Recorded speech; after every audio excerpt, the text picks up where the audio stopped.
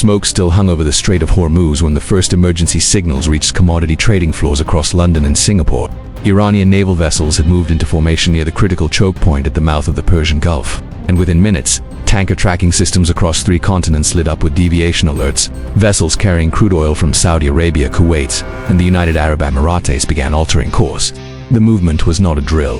The repositioning of Iranian naval assets, combined with what Iranian state media would later describe as a retaliatory strike operation targeting foreign military infrastructure in the region, sent a single, unmistakable signal to every energy market on Earth. The fragile ceasefire architecture that had held the Middle East together since the previous round of negotiations was fracturing in real time. Oil prices responded within 4 minutes of the first confirmed reports.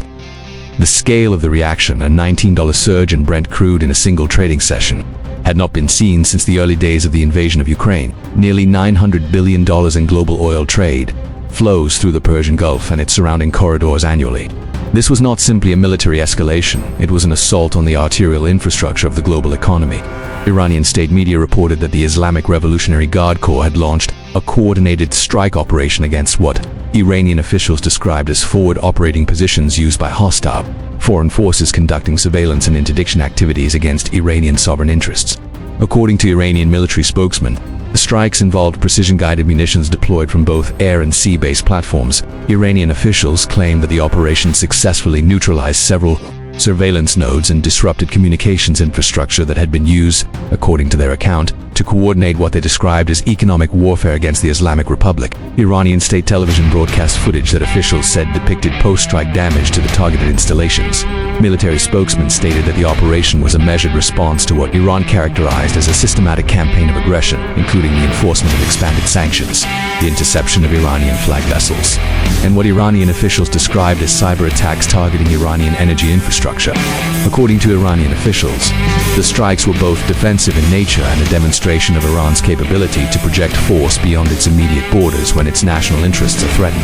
Iranian officials further claimed that the operation carried a deliberate symbolic message, that any attempt to isolate Iran economically or militarily would be met with a proportional and direct response targeting the architecture of that pressure campaign. The strikes, according to Iranian state media, were precisely calibrated to send that message without triggering a broader conflict. But the story quickly became far more complicated. Before we break down what these strikes actually hit and why the disputed target list is reshaping the entire strategic calculus in the region, make sure to hit the like button and subscribe to the channel so you never miss the latest dramatic developments shaping global geopolitics. According to U.S. Central Command and regional defense officials, the account presented by Iranian state media diverges significantly from what American and Allied sensors recorded on the ground. U.S. media reported that the strikes targeted 2 installations, one a logistics hub, used jointly by American and Allied partner forces, and the second is described by Western defense analysts as a radar coordination facility operating under a NATO-adjacent framework.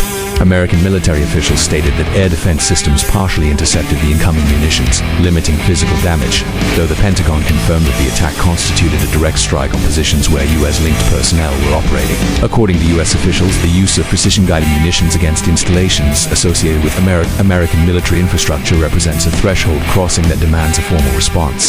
Western defense analysts noted that this distinction between striking a symbolic target and striking a site with active U.S. personnel fundamentally changes the diplomatic and military calculus for Washington. Regional governance and the Gulf Cooperation Council were briefed within hours. According to sources cited by multiple Western outlets, Gulf states expressed alarm not over the strikes themselves, but over the possibility that American retaliation could draw their own energy infrastructure into the line of fire. How air defense networks in this region operate matters enormously here. The Patriot systems and advanced radar arrays deployed across Saudi Arabia and the UAE are designed to intercept ballistic missiles and cruise missiles, but saturating these systems with simultaneous volleys from multiple vectors can overwhelm even the most sophisticated defensive architecture. That vulnerability is precisely what analysts noted Iran appeared to be probing. Between these narratives lies a complex reality that analysts are still working to understand. What exactly makes this particular stretch of water and the installation surrounding it so strategically consequential? The answer is both simple and staggering in its implications. The Strait of Hormuz, a waterway barely 33 kilometers wide at its narrowest navigable point, handles the transit of approximately 20% of the world's total oil supply. Every day, roughly 17 million barrels of crude oil and petroleum products pass through this single corridor, loaded aboard supertankers destined for Asia, Europe, and North America. There is no comparable alternative route. The pipeline infrastructure that exists is a partial bypass, including Saudi Arabia's east-west pipeline carries a fraction of that volume and cannot substitute for the strait if transit were genuinely suspended. The installations that Iranian forces are believed to have targeted sit within the operational umbrella that monitors, coordinates, and protects that flow. Radar networks in this zone track vessel movements, identify hostile approaches, and feed targeting data to naval assets positions to intercept threats. Communications infrastructure in the region ties together the defensive architecture of multiple Gulf states with U.S. Fifth Fleet operations headquartered in Bahrain. Disrupting any node in that network degrades the integrated picture that keeps tanker traffic moving safely through one of the most strategically contested bodies of water on Earth. The broader confrontation into which this strike fits has been building for years. Iran has faced an increasingly comprehensive sanctions regime that has squeezed its oil export revenues, throttled its access to dollar clearing systems, and constrained its ability to import critical technology. The strikes must be understood not in isolation but as one move in a longer campaign. A signal from Tehran that the cost of economic pressure will eventually be translated into physical disruption of the very energy flows that make that pressure economically bearable for the Western countries imposing it. The message was clear. Iran is prepared to transform its geographic position of the world's most critical energy choke point into a direct instrument of economic retaliation. The immediate military reaction came within hours. U.S. Fifth Fleet assets already operating in the Persian Gulf were placed on heightened alert status. 2 carrier strike groups repositioned to provide expanded coverage of the strait and surrounding waters. According to U.S. defense officials, additional fighter squadrons were placed on strip alert, meaning aircraft armed and fueled with crews at immediate readiness at bases across the region. The visible military footprint in the Persian Gulf increased sharply and deliberately, a signal intended to communicate both capability and intent. Regional governance responded with a speed that reflected genuine alarm rather than diplomatic formality. Saudi Arabia convened an emergency session of its National Security Council. The UAE issued a statement calling for immediate escalation and opened a back channel to Iranian representatives through Omani intermediaries, Oman having served for years as a quiet facilitator between Tehran and Western capitals. Qatar, which hosts the Al Udeid Air Base, the largest American military installation in the Middle East, confirmed through its foreign ministry that it was monitoring the situation closely and urged restraint on all sides. Global oil markets absorbed the shock with a violence that surprised even seasoned commodities analysts. Brent crude surged past $112 per barrel during peak trading, before partially retreating as traders waited for further clarity. Oil prices rose, gasoline futures climbed, shipping insurance premiums surged. That spike in energy futures has consequences far beyond the trading floors where it registered. Every percentage point increase in sustained crude prices translates into measurable inflationary pressure across the supply chains of virtually every manufactured good on Earth, from food packaging to pharmaceutical logistics. Diplomatic channels activated in parallel. The United Nations Secretary-General issued a statement calling for immediate restraint, while the Security Council convened an emergency session. European foreign ministers conferred by phone throughout the afternoon, with France and Germany pressing for a structured framework to prevent further escalation.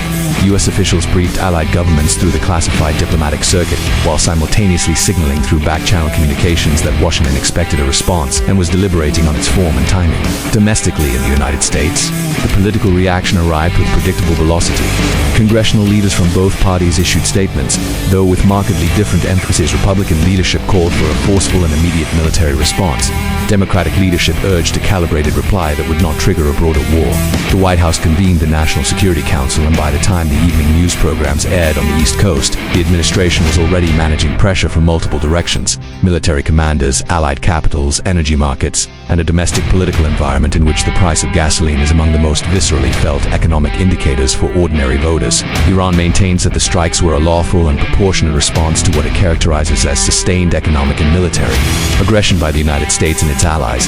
The United States maintains that the strikes constituted a direct attack on installations associated with American military personnel, and that a response is both warranted and imminent. What makes this moment particularly volatile is the absence of a clear off-ramp. Previous rounds of escalation in this region had occurred against a backdrop of active diplomatic engagement back channels through Oman, quiet negotiations in Vienna, informal contacts maintained even through periods of open hostility. The current environment is different in one critical respect. The mechanisms of restraint that have historically absorbed the shock of incidents like this one are either weakened or actively contested.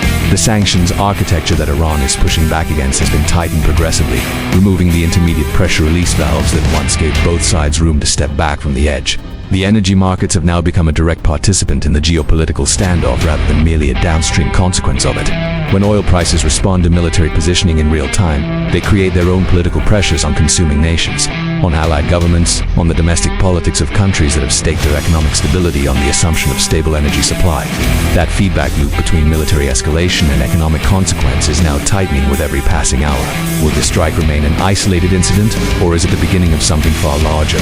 Stay tuned for further updates as this situation continues to develop. And don't forget to like and subscribe so you never miss the latest dramatic geopolitical developments shaping the world.